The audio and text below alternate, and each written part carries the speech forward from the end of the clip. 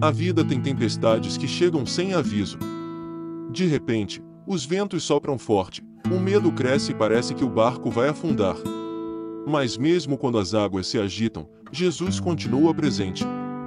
A fé não impede a tempestade, ela nos ensina a atravessá-la. Enquanto o mundo grita, vai dar errado, a fé sussurra, Ele está no controle.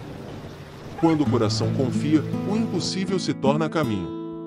E o mar que antes ameaçava, se transforma em estrada para o milagre. Jesus não prometeu dias fáceis, mas prometeu estar conosco em todos eles. Por isso, acalme-se. Respire. Ele está no barco da sua vida e nenhuma tempestade é grande demais para o poder da sua voz. E ele se levantou, repreendeu o vento e disse ao mar, cala-te, aquieta-te. Marcos 4:39